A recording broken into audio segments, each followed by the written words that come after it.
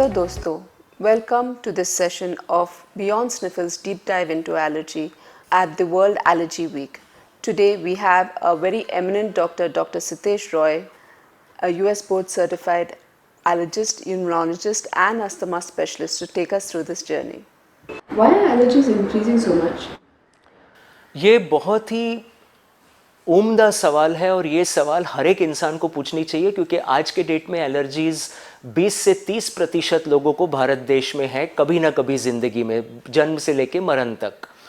तो अगर हम सोचते हैं कि ये इतना क्यों बढ़ गया है, क्योंकि 20-30 साल पहले इतनी एलर्जीज़ नहीं थी इस देश में, तो इसमें सबसे बड़ा रीज़न आता है हमारा डाइट और लाइफस्टाइल। जितना हमने हमारा पाश्चात्य संस्कृति जैसा अपना खान पान, अपना रहन सहन बना लिया है, तो उसमें बहुत सारे refined processed foods, modified, genetically modified foods हमारे बॉडी में जा रहे हैं, बहुत सारे प्रेजर्वेटिव्स, केमिकल्स जा रहे हैं जो हमारे इम्यून सिस्टम को गलत तरीके से ट्रिगर करते हैं और उन्हें ट्रेन नहीं होने देते नेचुरली, जैसे हमारा नेचुरल डाइट और लाइफस्टाइल पहले करता था। यहाँ तक प्रूफ हुआ है कि जो लोग गांव में रहते हैं उनको एलर्जीज़ कम होते हैं कंपेयर टू लोग जो शहर में रहते हैं। तो अर्बनाइजेशन एक बहुत बड़ा कारण है।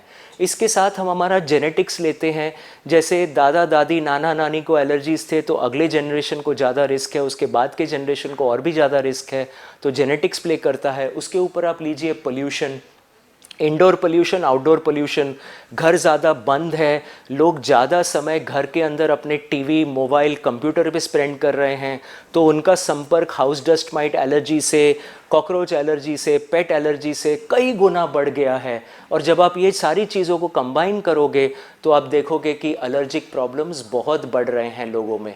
और इसके अलावा और भी रीजंस है, क्लाइमेट चेंज है, ग्लोबल वार्मिंग है, पोल्यूशन है, ये सारी चीज़ें साथ में जाके हमारे रेस्पिरेटरी सिस्टम को और हमारे इम्यून सिस्टम को ऐसे इम्पैक्ट कर रहे हैं कि जिससे एलर्जीज़ बढ़ रहे हैं। So when we talk about the reasons for increasing allergies right from birth, even the type of delivery that you have, whether it's a cesarean section or it's a normal vaginal delivery, can determine the risk of allergies. The mother's risk during pregnancy, was she under very high stress? Was she having a lot of allergic or non-allergic inflammatory problems? All of this can begin the allergic journey in an individual. Genetics, grandparents, parents having allergies, siblings, brothers, sisters having allergies can also increase the risk of allergies.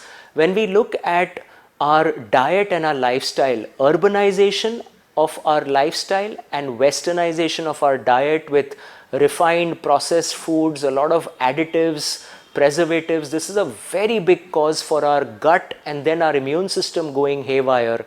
Our lack of exposure to natural environments, natural diets, is also a very big cause. Indoor pollution, outdoor air pollution, global warming, climate change.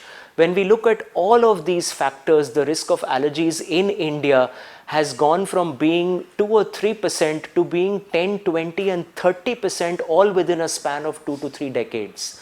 So clearly the problem is very deep rooted with many different causes. Yes, sir.